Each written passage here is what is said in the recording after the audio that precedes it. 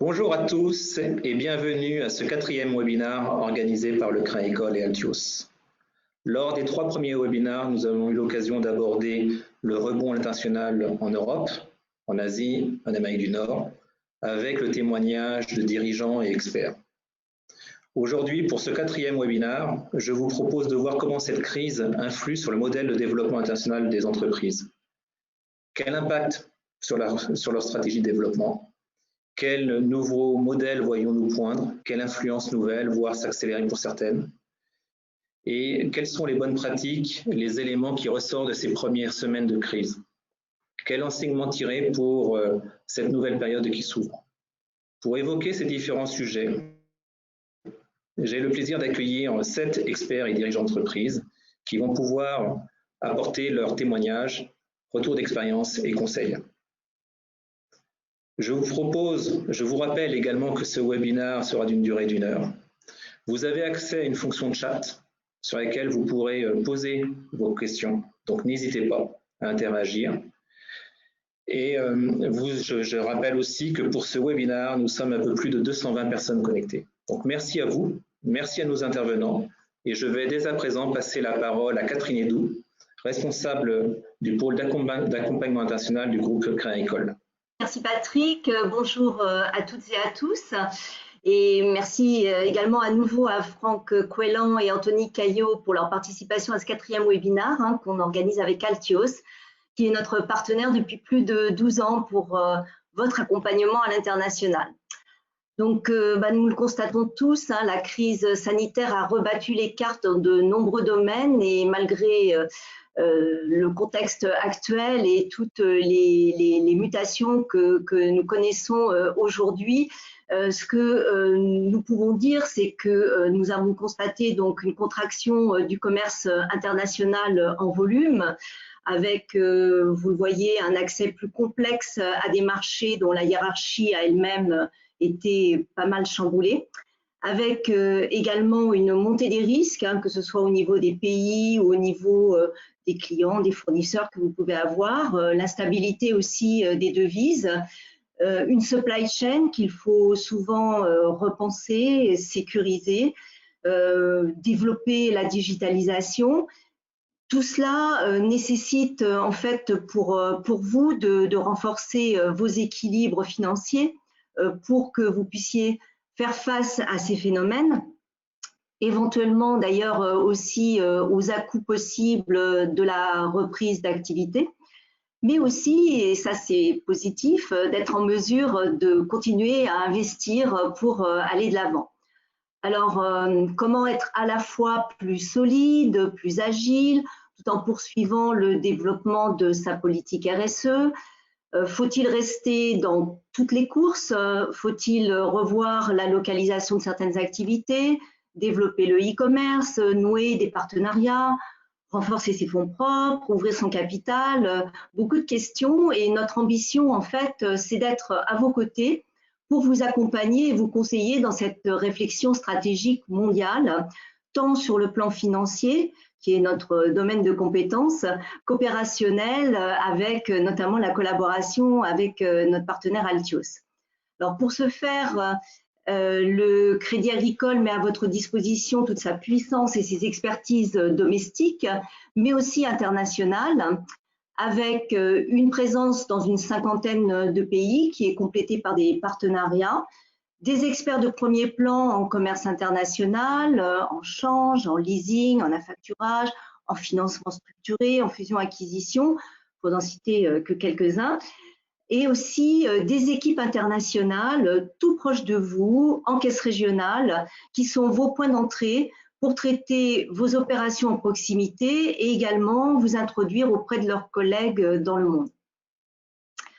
Alors, ces équipes internationales, elles sont notamment en contact permanent avec les International Desks multiculturels francophones qui vous sont dédiés au sein du réseau international du groupe.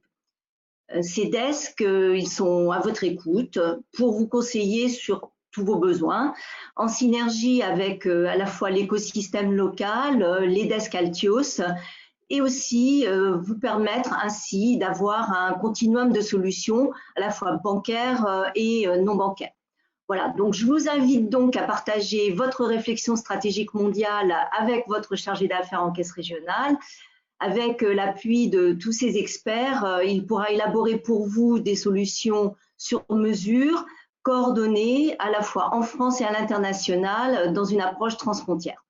Je vous souhaite un très bon webinaire et je laisse sans plus attendre la parole à Stéphanie.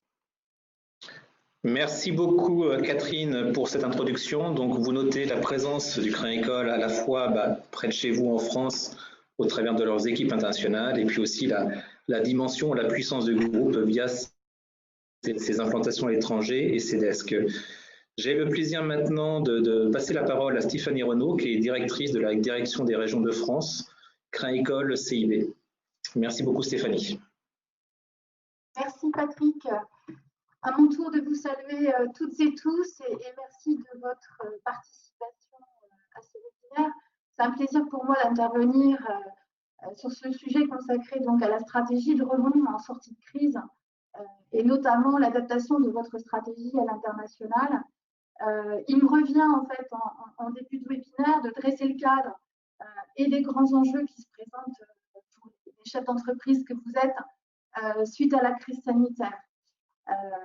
Alors, en préambule, mes propos ne sont absolument pas le fruit de recherches universitaires, ni même d'études ou d'enquêtes, mais simplement des constats très empiriques d'échanges récents avec des dirigeants d'entreprises, clients du Crédit Agricole et du Crédit Agricole CIB notamment, clients confrontés à la réalité de la reprise qui est lente post-confinement, et également des constats que nous partageons avec différents cabinets de conseil et partenaires, Altios évidemment, mais des cabinets de conseil qui vous accompagnent également et avec lesquels nous interéchangeons beaucoup en cette période de post-confinement.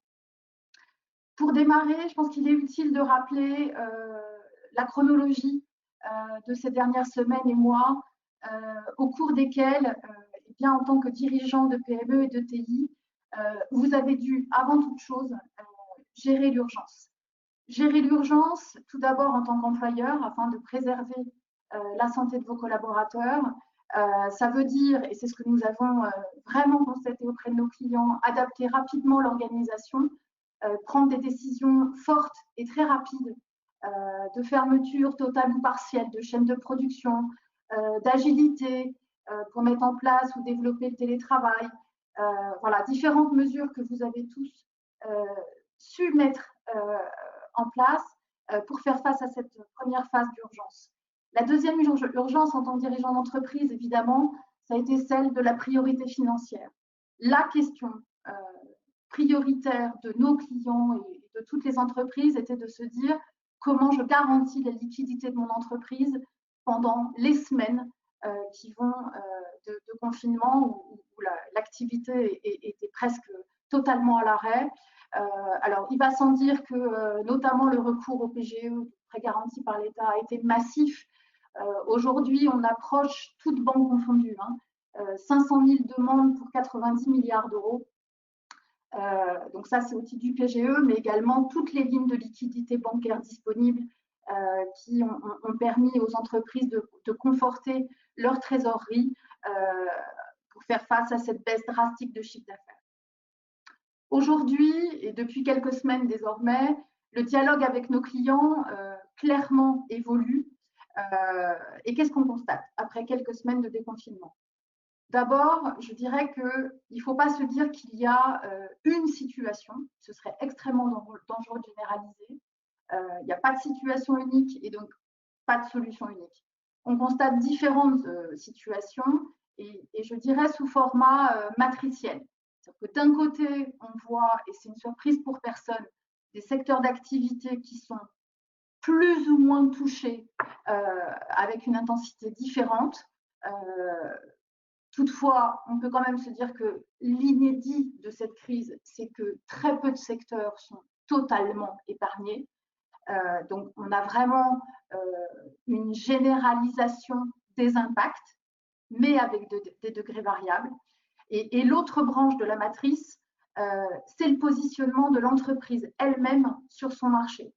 C'est-à-dire qu'à l'intérieur d'un même secteur, on voit bien que toutes les entreprises ne sont pas touchées de la même façon. Et je dirais que 2 points permettent de situer l'entreprise. C'était tout d'abord son positionnement stratégique, et j'y reviendrai. Était-il full domestique, en partie international? C'est un point majeur. Et le deuxième point qui fait que l'entreprise se situe plus ou moins bien aujourd'hui, c'était évidemment sa situation financière pré-Covid. Alors aujourd'hui, ce qui vient tempérer effectivement cette matrice, et c'est ce qu'on constate, c'est que, là encore, sans faire de généralité, hein, mais globalement, les entreprises qui étaient déjà positionnées à l'international s'en sortent, je dirais, mieux que d'autres, sur un secteur donné, bien entendu. Alors, cette diversification à l'international, elle apporte une forme de résilience dans la mesure où elle est vecteur de management des risques. Je vais prendre une expression courante, on ne met pas tous ses œufs dans le même panier, et c'est vrai que l'approche de diversification à l'international permet cette diversification des risques, et je pense une nouvelle façon d'approcher son développement, qu'il soit organique ou par croissance externe, c'est de se dire comment je peux diversifier mes zones de business, sous-entendu comment je diversifie mes risques face à une situation de crise et de diversification de mon chiffre d'affaires. Ça, c'est un point très important, et on voit aujourd'hui déjà chez nos clients de beaux exemples de reprise de business sur des clients qui étaient déjà installés à l'international, notamment en Asie et en Russie, et avec des capacités de rebond selon les secteurs qui donnent un nouveau souffle aux entreprises. Alors, ça ne veut pas dire que quand on est 100% hexagone, on n'a pas non plus de belles situations de rebond, mais il est vrai que la présence déjà à l'international permet à nos clients de rebondir. Alors, évidemment, ce n'est pas sans mal, hein. Je vous mentirais si j'évoquais pas les difficultés logistiques, le gel de certains contrats, voire même un certain manque de visibilité. Mais une fois encore, c'est une logique de diversification et de management des risques.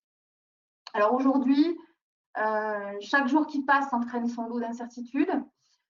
Mais ce qui est certain, c'est que cette incertitude, elle est aussi source d'opportunités.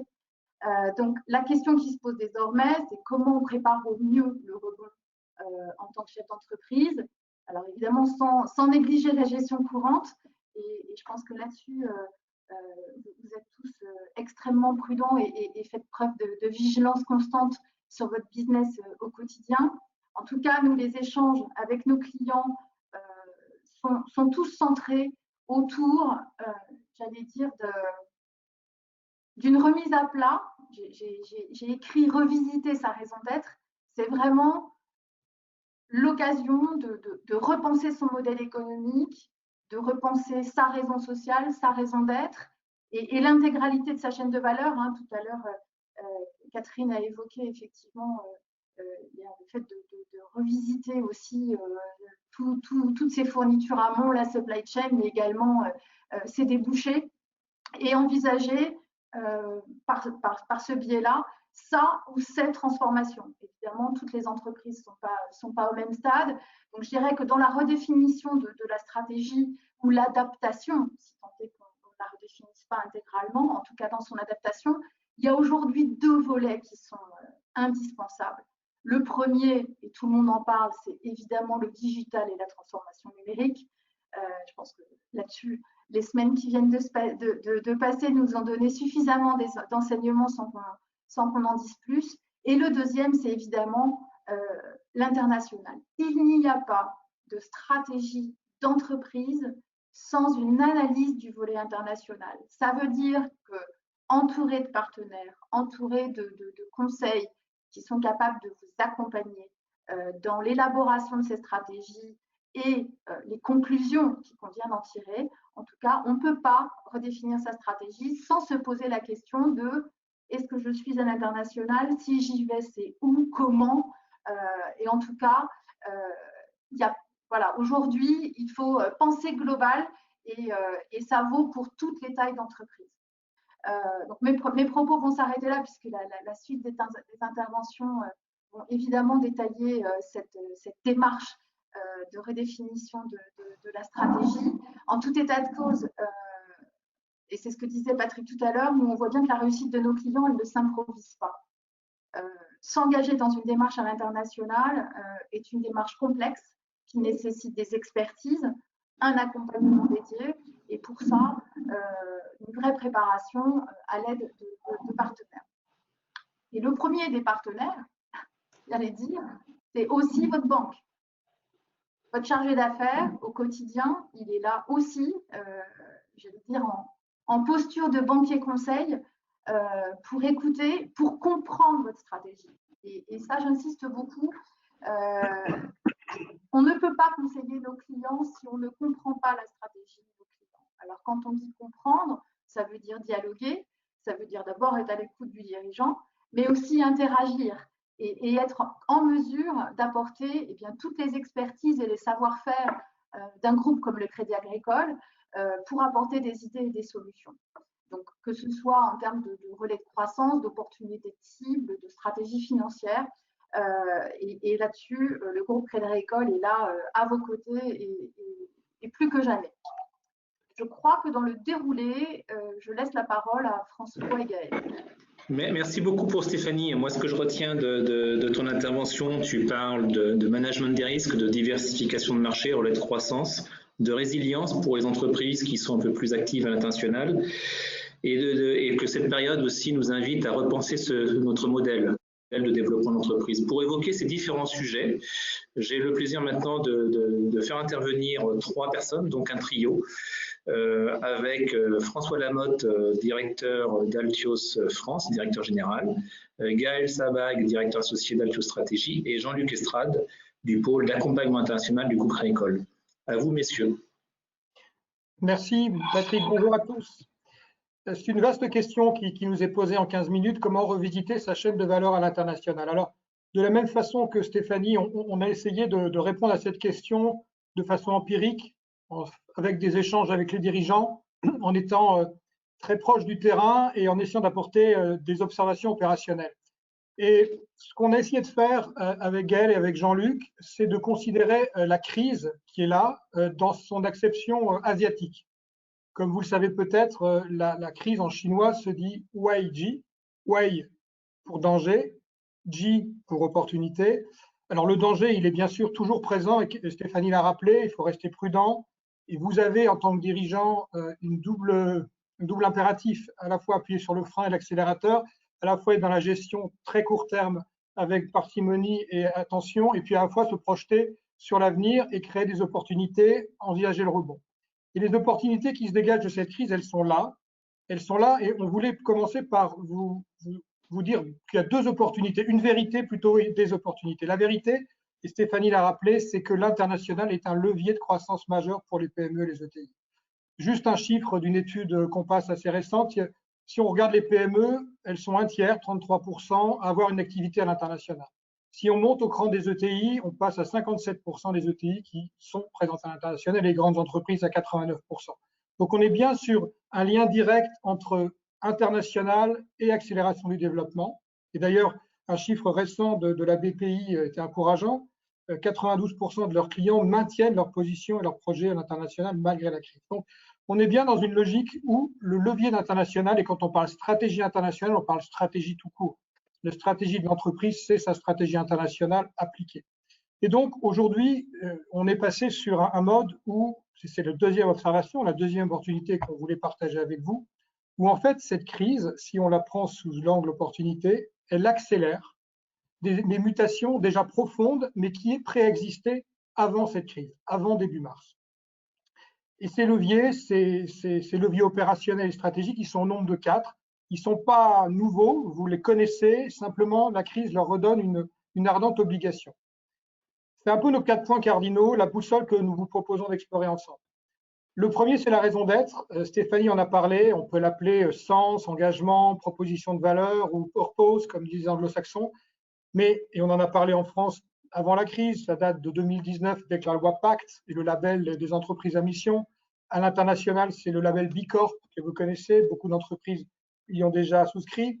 Ce qui est intéressant, c'est que la crise a renforcé ce besoin de sens et rendu encore plus important le fait d'avoir une vision, une mission claire qui concilie à la fois les performances économiques et la responsabilité sociétale et environnementale. Il n'y a plus de hiatus, il n'y a plus de contradiction entre ces éléments-là.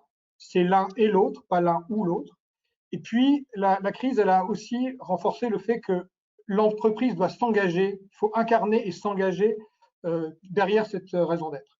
Ça veut dire qu'il faut la co-construire en interne, il faut la partager avec ses salariés, ses clients, ses parties prenantes, et il faut ensuite, et c'est là où intervient la stratégie, aligner l'ensemble de l'organisation sur cette raison d'être.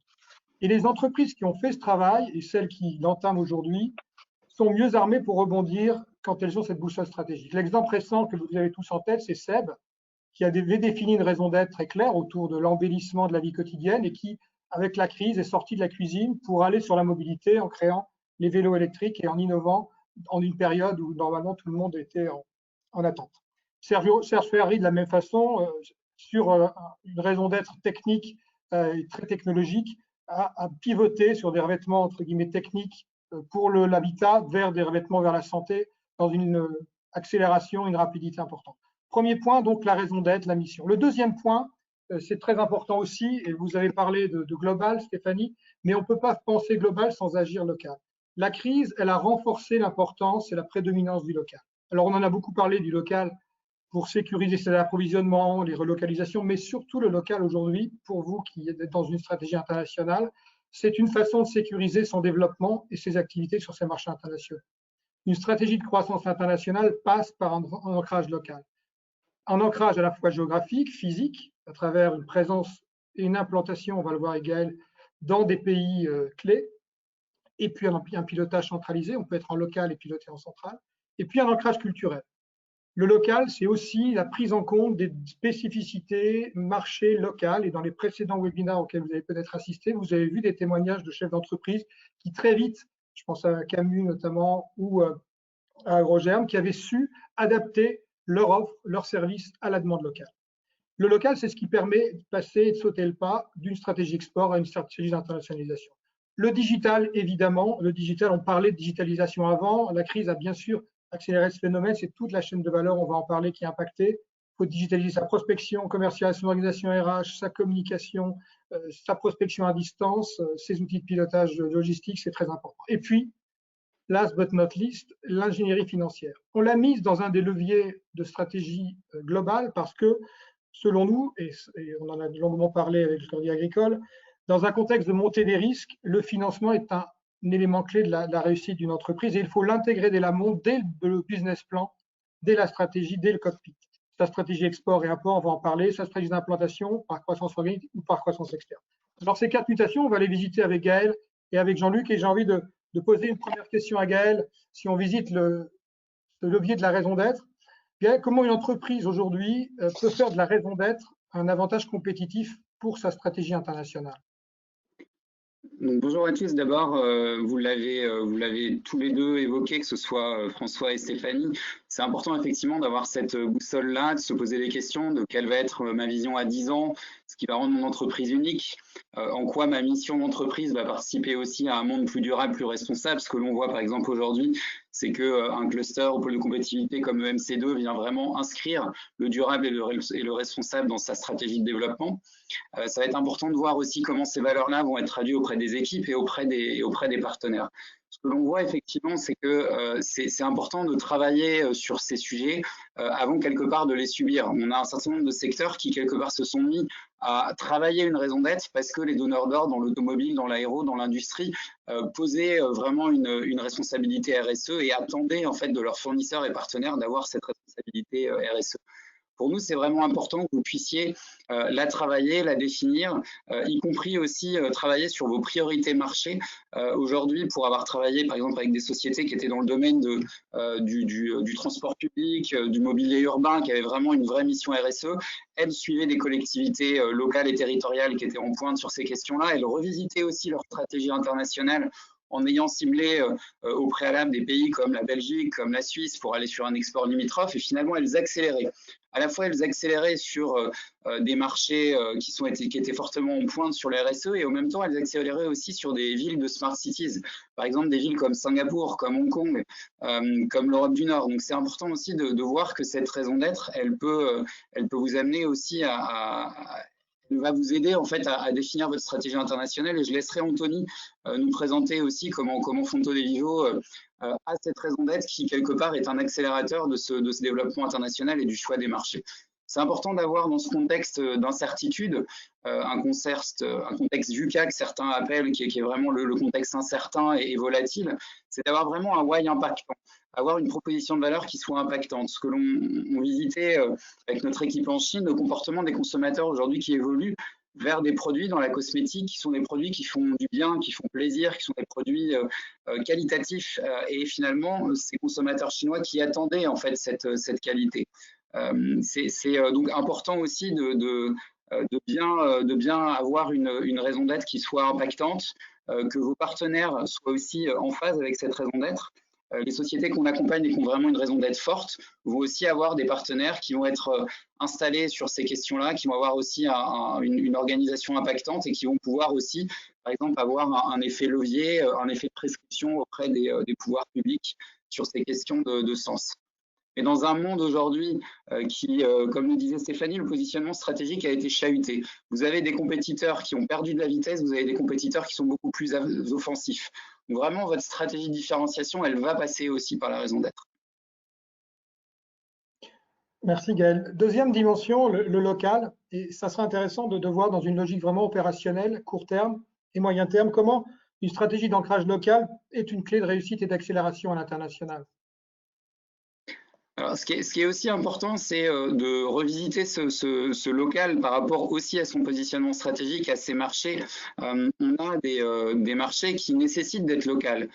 Pour les dirigeants qui sont déjà dans des secteurs comme la défense, comme l'aéronautique, comme certaines industries de pointe, comme la santé, c'est impératif d'être local parce qu'on a besoin d'agréments spécifiques pour conduire des affaires. On est sur des marchés qui sont protectionnistes.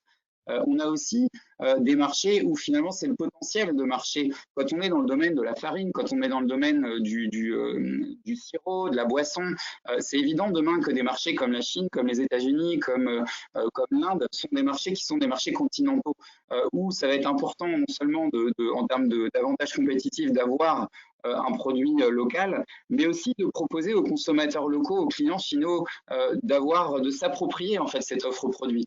Quand on va par exemple l'Occitane en Provence au Brésil, créer l'Occitane au Brésil, avec des produits qui sont brésiliens, avec des produits qui sont spécifiquement construits pour le Brésil et jusqu'à sourcer dans certaines régions du Brésil. Donc là, on a vraiment une marque internationale qui a été apportée un vrai positionnement local à sa stratégie d'entrée. C'est important aussi d'utiliser des outils pour avoir une organisation locale agile.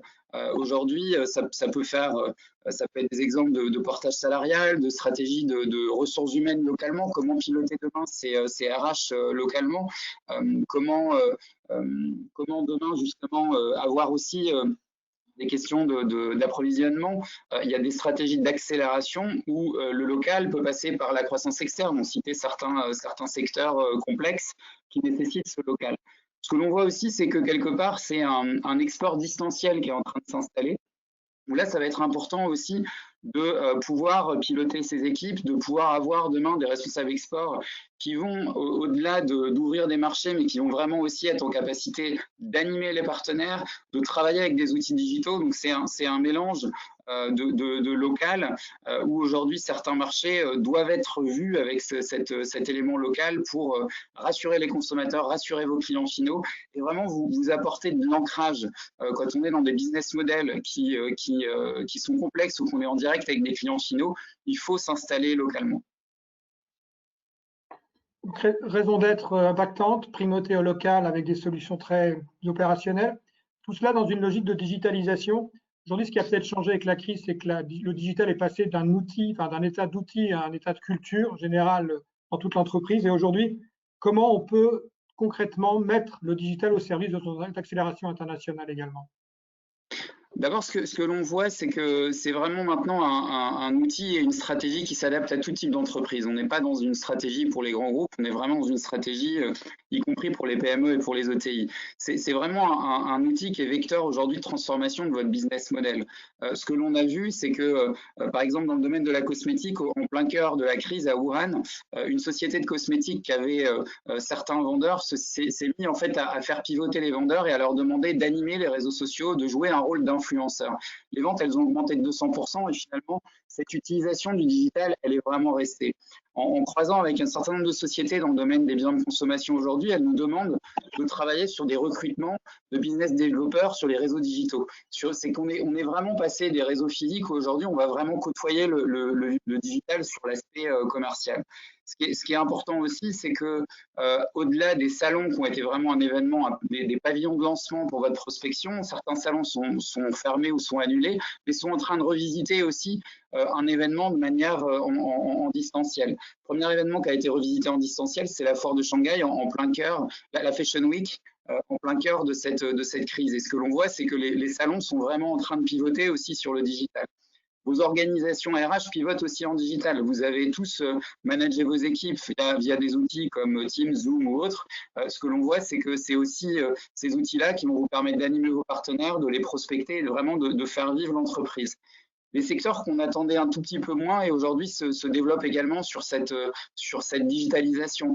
Il y a quelques années, la Chine était en mesure de vous proposer vraiment des outils de gestion des problématiques de conformité. Aujourd'hui, on a des sociétés qui sont dans l'audit et qui sont en train de vraiment travailler sur un business model digital de leur audit.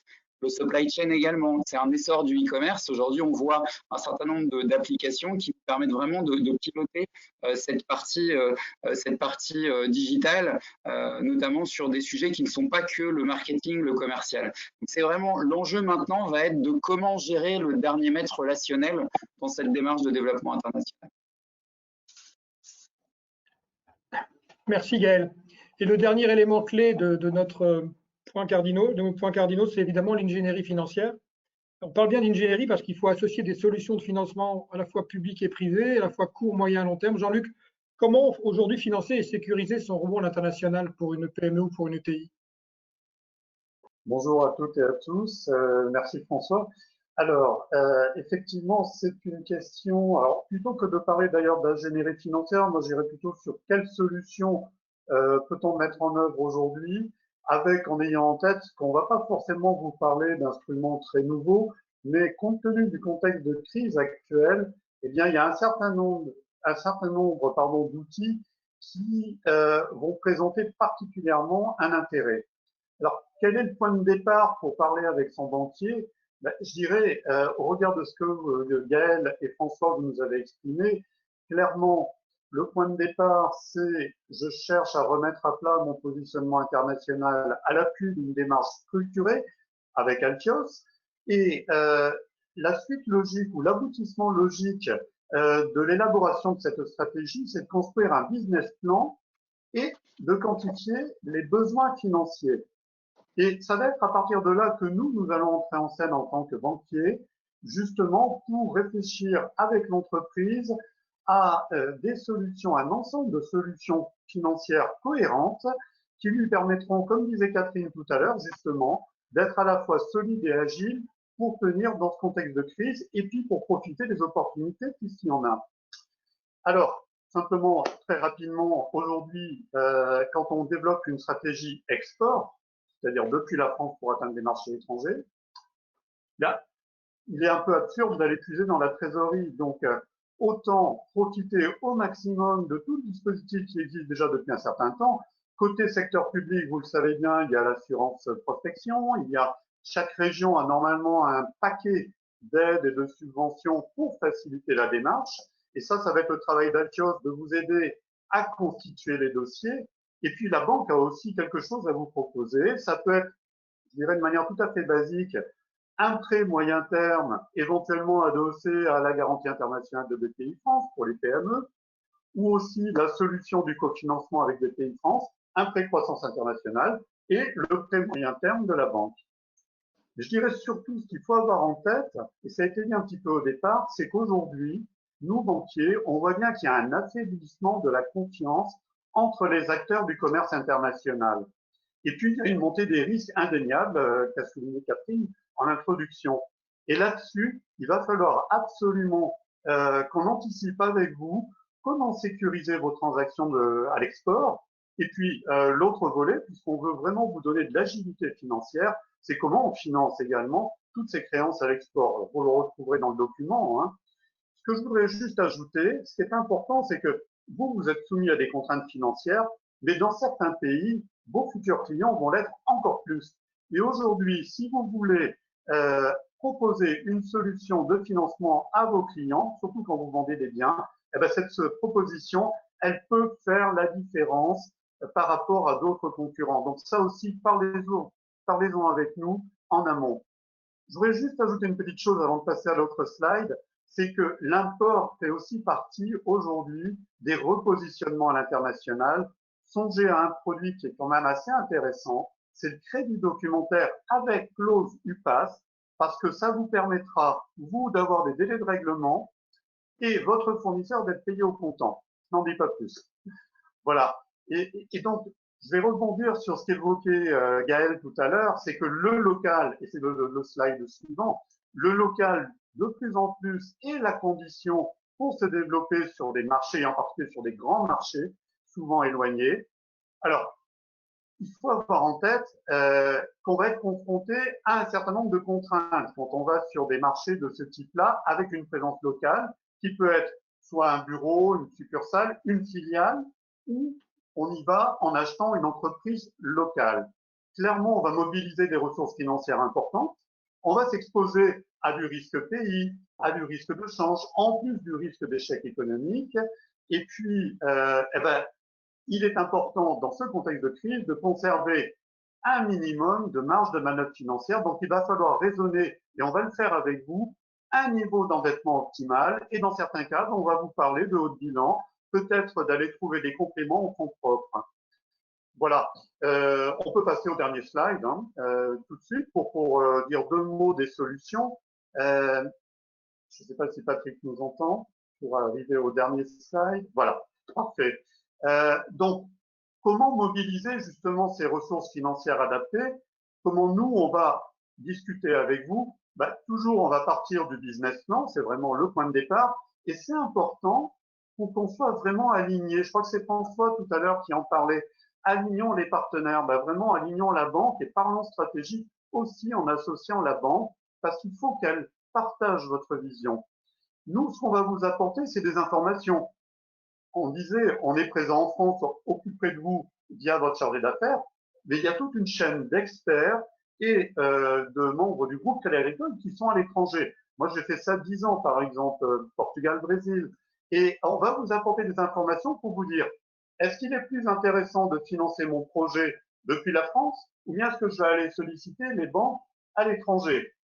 Attention, je ne vais pas aller plus loin, mais il ne faut pas raisonner uniquement en coûts apparents.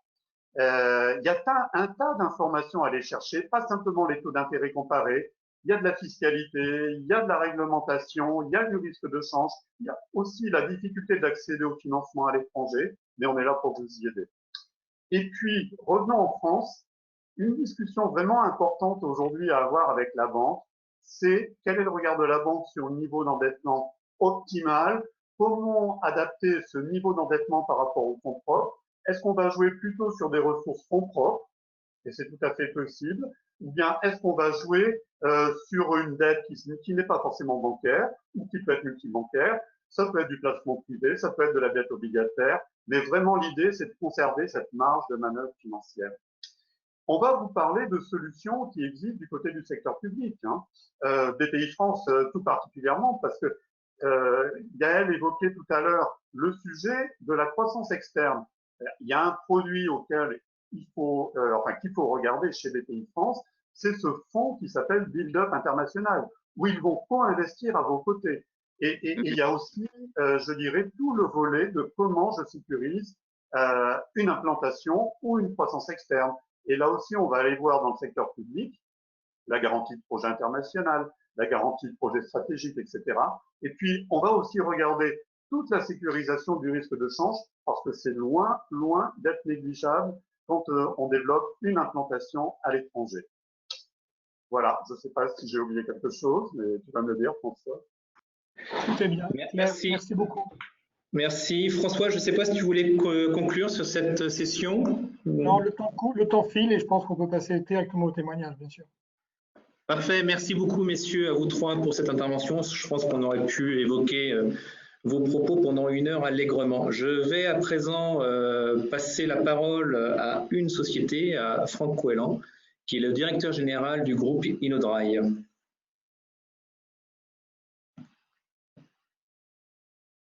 Alors, je ne sais pas si Franck nous entend.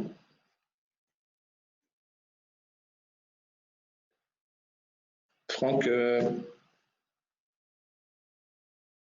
que je propose, en fait, on va passer directement, puis on reviendra vers vous, Franck, lorsque la connexion sera rétablie, si c'est un problème de connexion. On a également l'opportunité d'avoir un deuxième dirigeant d'entreprise, Anthony Caillot de la société Fonto de Vivo, qui est l'associé fondateur. Bonjour. Bonjour à toutes et à tous. Donc, on va, Anthony, je vous laisse. Voilà, je vous laisse présenter à la fois votre activité et comment, en fait, au niveau de la structure qui est la vôtre, comment vous vous orientez, comment vous vous projetez par rapport à toute la partie développement international. Merci à vous. Ok, merci Patrick. En effet, je vais essayer d'illustrer un peu tous les propos qui ont été tenus jusqu'alors pour Fonto de Vivo, qui est une jeune entreprise, en fait, puisque nous, on a créé il y a 3 ans. Et après 3 ans de conception et d'industrialisation, on commence seulement à produire, mais on a dès le départ, à la création de l'entreprise, souhaité avoir une dimension internationale. En fait, c'est même presque une entreprise à vocation internationale, puisque notre objectif est de donner l'accès à l'eau potable pour tous et partout, au travers de purificateurs d'eau qui sont normalement dédiés au secteur de l'humanitaire. Je dis normalement parce qu'en effet, ça a été la base de la création de l'entreprise et de son développement. Les purificateurs Oryza sont des systèmes manuels qui permettent de potabiliser n'importe quelle source d'eau de surface qu'on a à disposition, surtout dans le cadre des urgences humanitaires, c'est-à-dire après une catastrophe naturelle ou des guerres ou des choses comme ça, et que nous avons vocation à vendre directement aux ONG d'urgence qui après les distribuent aux bénéficiaires. Donc, c'est un purificateur d'eau qui est familial et qu'on a voulu dès le départ. En fait, c'est en écoutant les interventions que je me disais, on était peut-être déjà en train de préparer l'après-crise, un produit qu'on a voulu durable dans le sens où, vu qu'on le donne à des bénéficiaires qui n'ont pas les moyens de subvenir à même une petite maintenance, l'objectif a été de développer un système qui dure le plus longtemps possible sur le terrain. Donc, on a un purificateur qui est censé être universel, qui s'adapte normalement à tous les contextes de terrain et qui garantit le même résultat de purification d'eau, mais qui, en plus de ça, ne nécessite pas d'avoir de la maintenance de sa durée de vie qui est évaluée pour au moins 5 ans. Durable, c'est aussi faire appel à moins de ressources énergétiques, notamment optimiser toute la conception pour qu'il soit compact, que s'il y a à l'envoyer par des moyens de transport, on n'ait pas à solliciter énormément de moyens, et un produit qui soit économique pour impacter le maximum de gens et pour donner un petit peu d'ampleur à cette vocation internationale. C'est-à-dire que si pour beaucoup de pays, on sait le niveau de vie où les budgets sont très, très réduits, et du coup avoir un positionnement économique qui nous permet d'atteindre un maximum de cibles a été une des, des lignes directrices de la conception. On a évoqué aussi le côté import, la supply chain. Nous, dès le départ, on a fait le choix de fabriquer en France. Donc, c'est un produit qui est fabriqué en Vendée. Nous, on est situé à Nantes. Le produit est à côté de nous, ce qui nous permet de pouvoir rapidement ajuster aussi notre conception ou les besoins ou les réponses par rapport à nos clients. On a un produit qu'on a aussi voulu être facilement appréhendable par les gens qui vont l'utiliser, et ce qui va nous permettre en fait de mettre en place avec des ONG locales de la réparation et du transfert de connaissances, c'est-à-dire qu'au-delà de faire une offre autour d'un produit, c'est une offre autour d'un produit et d'une acceptation de ce produit sur le terrain par les bénéficiaires.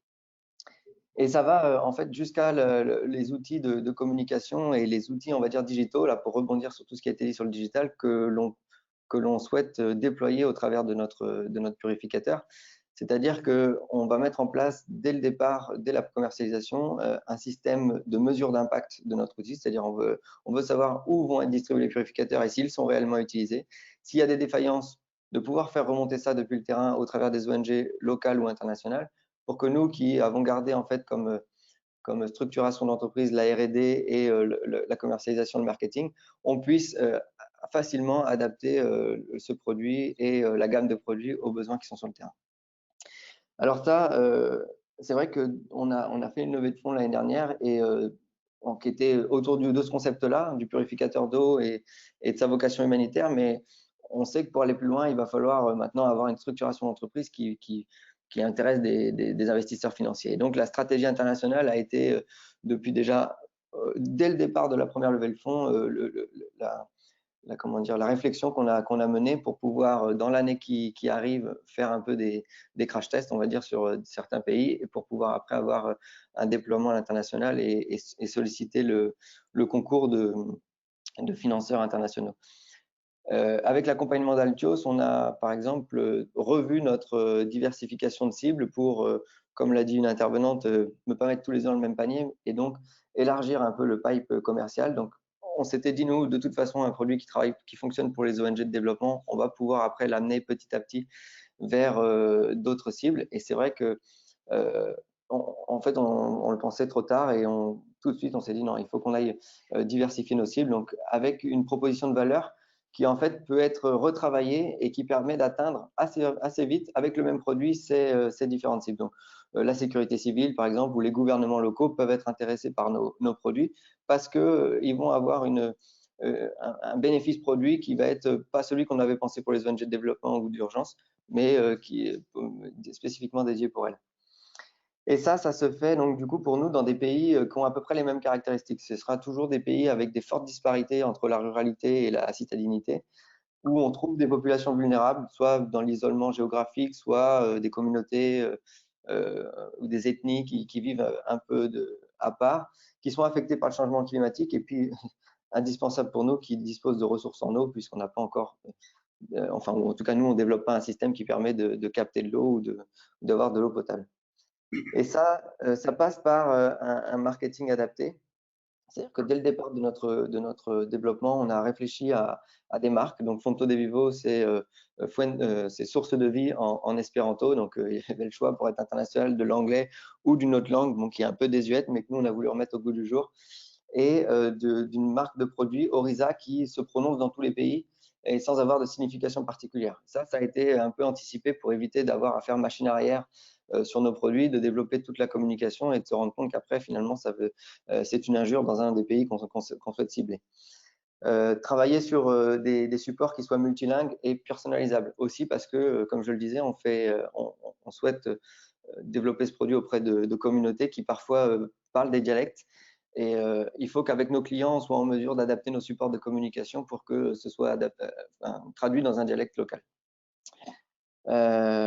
Digital, ça veut dire des noms de domaines qui ont été tout de suite achetés dans tous les pays ou les grandes zones qu'on cible pour pouvoir, dès qu'on déploie la stratégie, être efficace à l'international. Et puis, comme on a un brevet, choisir les extensions de ce brevet dans des zones cibles et notamment des plateformes logistiques où on pourrait avoir des risques de copie. Évidemment, tout ça, toute cette stratégie, c'est passé par des leviers financiers, comme vient de le dire l'intervenant précédent. On n'a toujours pas vendu un purificateur, on commence la commercialisation ce mois-là, et pourtant on a réussi à solliciter l'intérêt de nombreux organismes. Et dès le départ, en fait, on a fait le choix aussi de partenaires bancaires qui avaient une dimension internationale. Dans une création d'entreprise, au départ, on va voir des banques et puis on se dit, bon, comment on l'a choisi finalement il y a l'interlocuteur, mais il y a aussi sa dimension internationale. Dans notre cas, ça a été très important. Donc, le choix du Crédit Agricole, qui est d'abord été notre partenaire bancaire, puis qui a après investi dans le premier tour de table. On a participé à des concours d'innovation internationale qui nous ont donné de la notoriété, qui nous ont permis en fait de solliciter l'intérêt d'investisseurs. Et puis, dès qu'il a fallu mettre en place une démarche active de prospection et de travail auprès des premières cibles, on a fait on a pris le soutien de la région Pays de la Loire sur des financements d'aide, par exemple, à des missions de prospection avec Business France ou avec des pôles de compétitivité. Et puis là, on vient d'obtenir en fait le financement pendant le confinement de la DG Trésor, qui est le FASEP Innovation Verte, qui est un fonds d'études qui permet en fait de faire un projet pilote à échelle réelle. Donc là, pour nous, pour le coup, ce sera en Colombie. Sur tout un département, nous allons déployer des purificateurs dans le courant de l'année qui vient pour voir quelle est la réalité de notre purificateur sur ce terrain-là et comment on doit tropicaliser ou adapter notre offre pour qu'elle réponde vraiment aux bénéficiaires locaux, qui en l'occurrence est la région, qui est une institution locale. Et nous, la présence locale, elle passe par, je veux dire, ça a été quelque chose aussi de très important dans notre construction, c'est de dire on ne peut pas être partout, on ne pourra pas être partout et très vite, ou alors il va falloir être 200. Donc, tout de suite, créer des relations avec des partenaires locaux au travers d'un MOU où on va pouvoir avancer de manière agile jusqu'à après passer par le portage salarial. Là, dans le cadre du projet FASEP, on va s'appuyer sur la compétence du bureau Altios et de sa représentation en Colombie pour porter les gens qui seront dans le projet et très vite enclencher sur un VIE pour en fait donner à la fois le caractère international de l'entreprise en local et pouvoir travailler en binôme avec le représentant local qui, lui, a plus la culture du business, tandis que le VIE apporte un peu la culture et la raison d'être, nous défend la raison d'être, le marketing de l'entreprise au niveau local. Et pour nous, les perspectives, et je vais conclure là-dessus, c'est aller plus loin et profiter de l'année et demie qui vient avant de faire une nouvelle levée de fonds pour développer une méthodologie qui soit duplicable et scalable. En fait, clairement, c'est d'avoir une matrice d'identification des pays dans lesquels on va pouvoir aller avec certains critères, être capable d'identifier quel va être le process d'intégration d'un produit, commencer par telle cible, puis telle autre, et puis continuer ainsi de suite. Être capable d'identifier des opportunités industrielles et commerciales pour nous derrière, c'est-à-dire qu'on ne choisira pas un pays s'il n'y a pas, par exemple, des partenaires plasturgistes ou des choses comme ça qui vont être capables de venir nous étoffer ou nous aider si des fois il y avait une croissance exponentielle sur ce marché-là. Et c'est aussi être capable de manager en fait les remontées de terrain, donc via le digital, nous de faire en sorte d'avoir la vision un peu globale sur l'ensemble des pays où on aura ouvert pour qu'on adapte en permanence notre marketing. Et ce qui arrive pour nous, c'est vraiment, comme on est une petite structure, partir sur des partenariats, ça va nous permettre d'élargir notre offre, c'est-à-dire compléter notre offre avec d'autres entreprises qui, par exemple, vont cibler les mêmes clients que nous. Des entreprises qui vont faire de l'énergie pour des gens qui sont en situation isolée, des entreprises qui feraient de l'accès à de l'assainissement, par exemple. Voilà, nous, on est sur l'eau, les gens sont sur l'assainissement. Pouvoir croiser nos offres et ainsi augmenter notre visibilité et notre notoriété. Et puis, pour à terme aussi, diversifier notre modèle économique. Travailler avec des structures locales de microfinancement, par exemple, c'est quelque chose qui, pour nous, peut avoir un vrai impact. Donc, et puis la notoriété, ça passera aussi par des labels. Je crois que c'est François qui a évoqué B Corp. Pour nous, quand je vois le président colombien, par exemple, parle de ça, il dit notre gouvernement financera ou fera des appels d'offres et dans les appels d'offres, il y aura des bonus pour les entreprises qui seront B Corp. Voilà, c'est quelque chose qui commence à émerger même beaucoup dans les pays émergents et c'est clair que la raison d'être a une vraie valeur dorénavant pour les interlocuteurs institutionnels. La crise, pour nous, elle a renforcé notre volonté d'aller à l'international. Et puis, pour faire peut-être un petit pied de nez à tout ce qu'on a dit sur l'international, on s'est rendu compte pendant la crise que la France peut être aussi une opportunité de développement. En fait, Mayotte a été en crise avec le Covid et la Guyane aussi. Et en fait, il faut se rendre compte que les dom-toms sont assez bien situés partout dans le monde pour pouvoir être des paliers ou des pré-étapes pour pouvoir faire notre développement. Et c'est vrai que là, on est en train de regarder à structurer peut-être quelque chose en Guyane ou peut-être à Mayotte pour pouvoir aller plus loin sur ces zones géographiques. Voilà, Patrick, je ne sais pas si vous voulez que je continue. Je suis toujours là. Donc, merci beaucoup à vous, Anthony, pour cette intervention. On a déjà quelques questions, donc n'hésitez pas aussi à poser vos questions via la fonction de chat de la plateforme. On va revenir vers Franck Coëlan qui avait quelques soucis de connexion qui sont rétablis. Donc, Franck, je vous invite à pouvoir aussi illustrer en fait votre propre expérience et comment vous profitez de ce contexte actuel pour pouvoir renforcer votre stratégie de développement international. Merci beaucoup. Bonjour à tous de connexion. Franck, directeur commercial du groupe Innovia. C'est une fonction relativement récente pour moi dans la mesure où précédemment j'étais co-dirigeant de reprise InnoDry et un des cofondateurs aussi de cette entreprise. Et InnoDry a rejoint le groupe Innovia en 2018. Donc, ça a de l'importance pour le développement à l'international que je vais présenter ensuite. Donc, je vais vous présenter le métier d'Innovia et d'InnoDry. Voilà. Donc, en fait, notre métier, alors, on a un métier commun, InnoDry et Innovia. On est prestataire de services dans la mise sous forme sèche de principes actifs auprès de nos clients. On ne fabrique pas de produits finis. On va réceptionner des matières premières sous forme liquide. On va les formuler, on va les transformer, on va les restituer à nos clients. On a différentes technologies qui permettent de faire ça, mais on va proposer des prestations de déshydratation. On va recevoir un principe liquide, on va le stabiliser sous forme poudre. Granulation, là, on est plus sur la galénique du principe actif en fonction de son application finale. Et l'enrobage va permettre d'apporter des protections sur les principes actifs. Par exemple, ça peut être apporter une gastro-résistance à un ingrédient qui va être mis ensuite dans un complément alimentaire.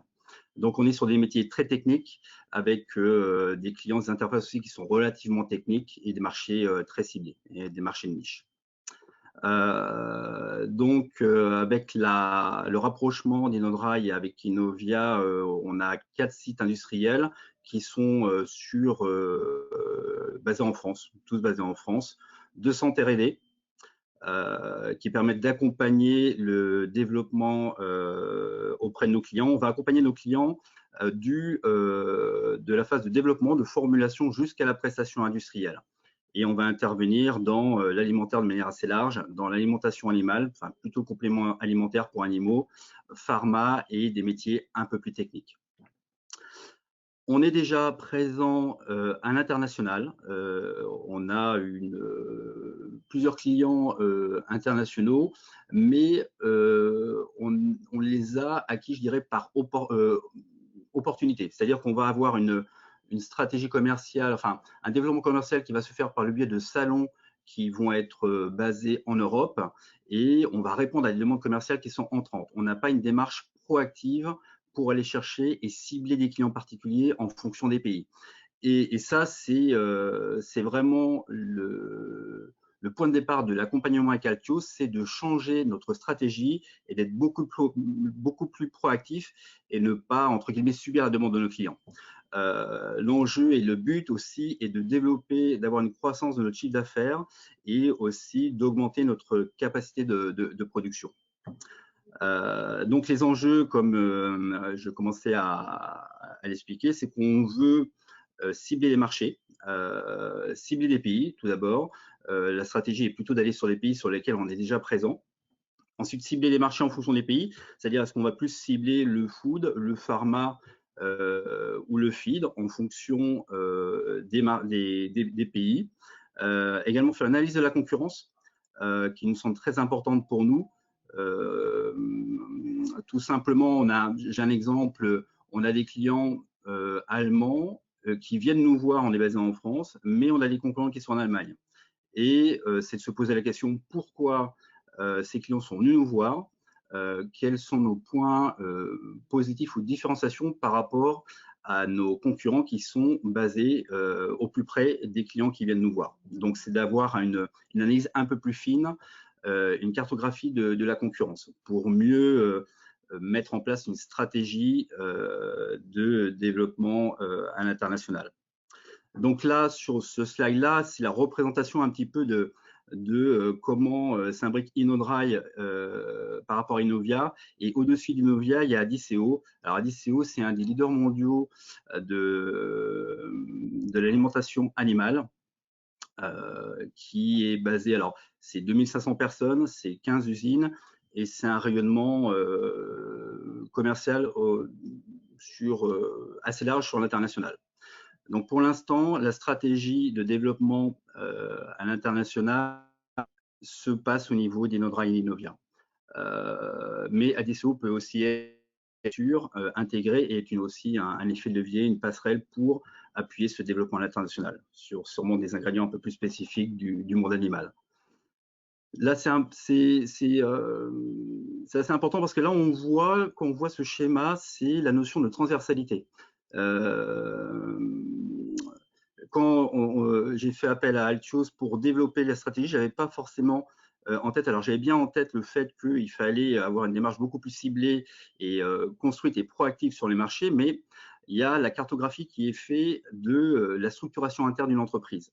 Et d'autant plus lorsque on a des sites qui sont 4 sites sur 4 sites différents, avec des forces commerciales qui sont réparties sur différents sites, et c'est de créer un lien et une transversalité entre ces différents sites. En fait, c'est vraiment une analyse de la structuration interne en termes de personnes au sein des différentes entités.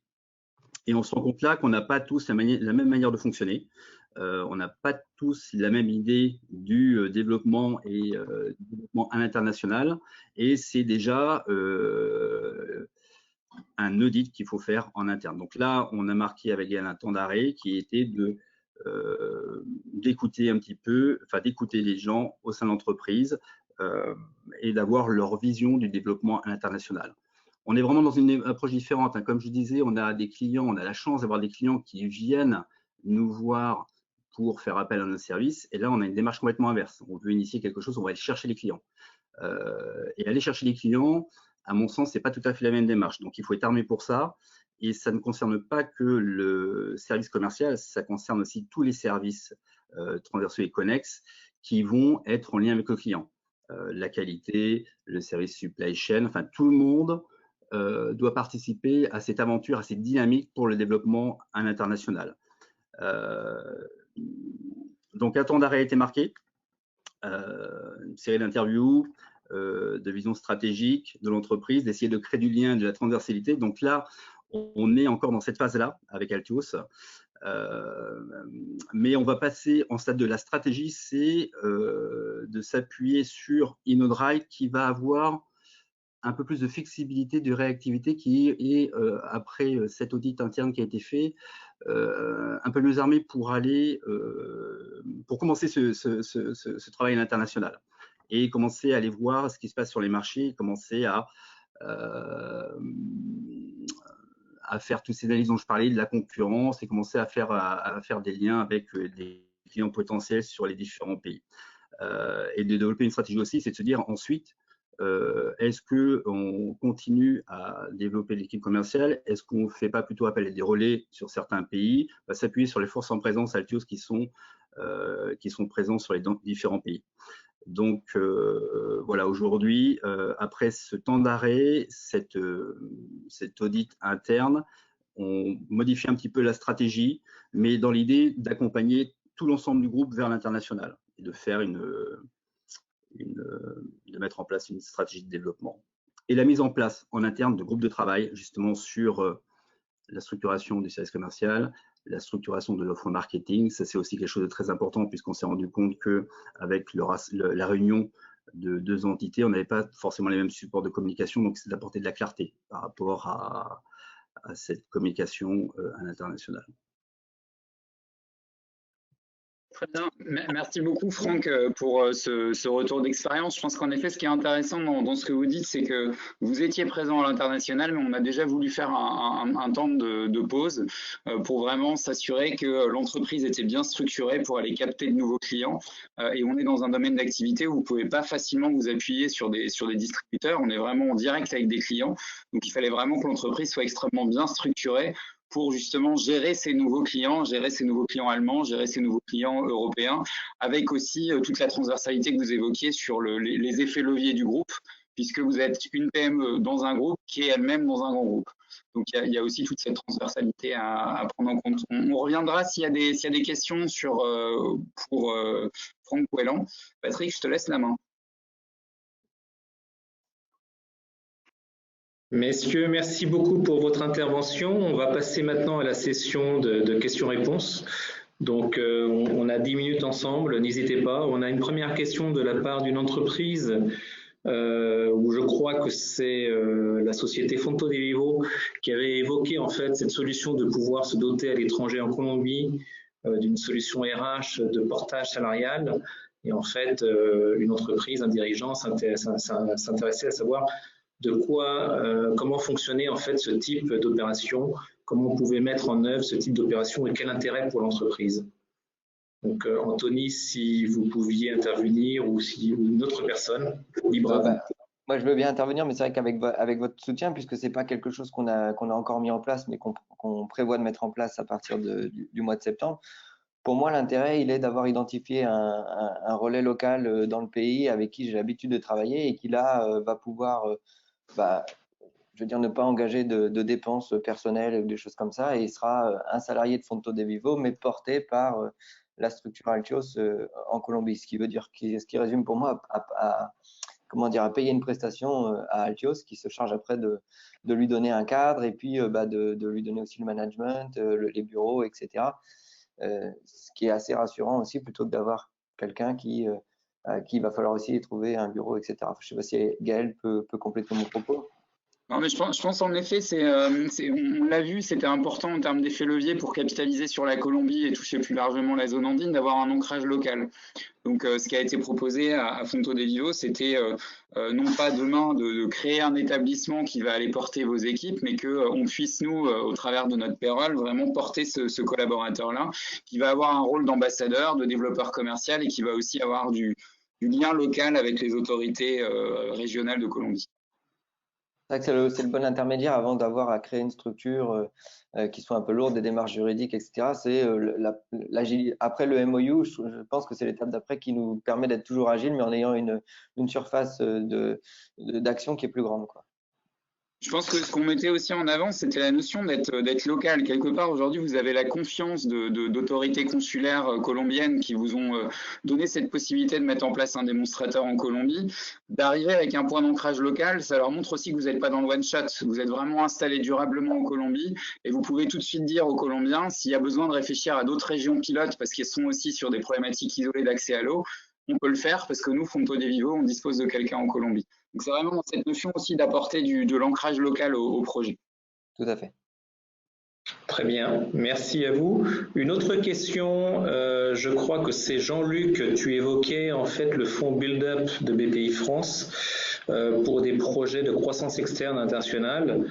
Comment fonctionne en fait ce fonds?